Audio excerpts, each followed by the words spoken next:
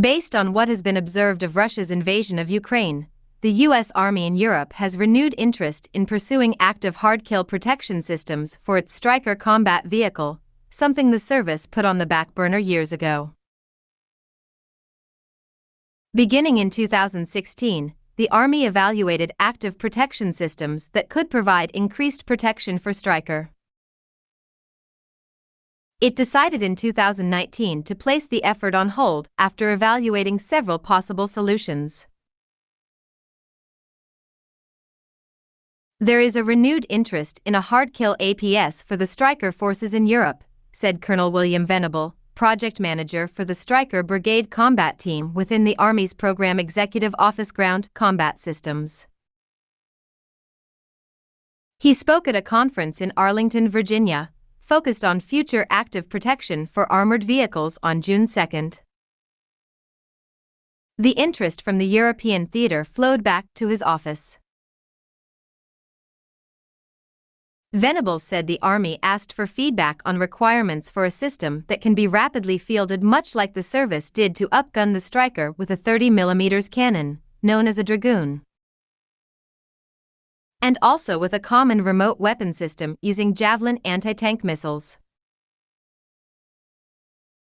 The Army moved quickly on both programs amid urgent operational needs from the 2nd Cavalry Regiment in Europe following Russia's annexation of Crimea in 2014. Anticipating Russian capability, the Army called for the rapid fielding of greater firepower capability for its maneuver forces.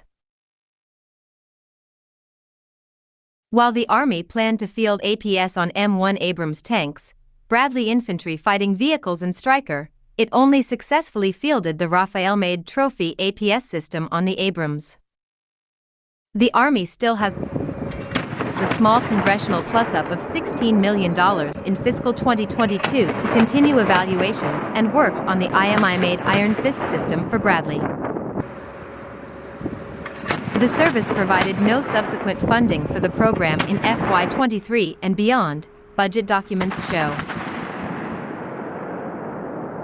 For Stryker, the Army evaluated Herndon, Virginia-based Artis Corporation's Iron Curtain before determining it was not the right system for the vehicle.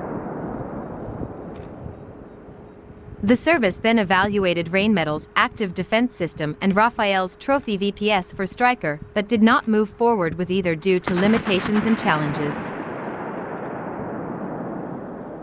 One of the larger issues is that several solutions defeat threats very close into the vehicle, leaving dismounted soldiers walking around outside vulnerable. Venable said there is a gap in the service's understanding of the performance requirements for hard-kill APS systems on Stryker vehicles. How does it interact with the vehicle? What are the residual effects of hard-kill APS systems on a vehicle, and how does it affect the mission of the formation of infantry soldiers that are operating around the vehicle, are the questions with which the service is wrestling, he said. Lacking the answer to those questions wouldn't necessarily prohibit the Army from being able to move forward in rapidly fielding an APS system on Stryker, Venable told Defense News at the conference. We have some potential solutions, he said. If we have to go fast, I don't know if we need to solve those problems to go fast. If we have to go fast, there are some effective solutions that are out there today and that can be integrated quickly. The Army would include safety and operating restrictions as part of an urgent fielding, he noted. Venable added that while a system could be rapidly fielded due to an urgent need, more would need to be done if the capability was to turn into a program of record, including a higher level of testing and evaluations, and would need to meet a greater percentage of operating requirements. The Army's original plan in 2016 was to field APS on Abrams, Bradley and Stryker quickly over a couple of years while developing a future integrated vehicle protection suite for current and future fleets. While the service has tried to move quickly for both the interim and the integrated modular APS system, both schedules have continued to slip. Yet still moving out on a future capability, the Army held a rodeo with vendors in 2021 for a laser warning capability for the system. It selected Danbury Mission Technologies and /VVR-4 laser detecting set in February. The company was part of Collins Aerospace but was spun off during the United Technologies Corporation and Raytheon merger. The laser warning capability is the first of its type to be integrated with the Army's Common Interface and Controller, which Lockheed Martin is developing after winning a contract in February 2021.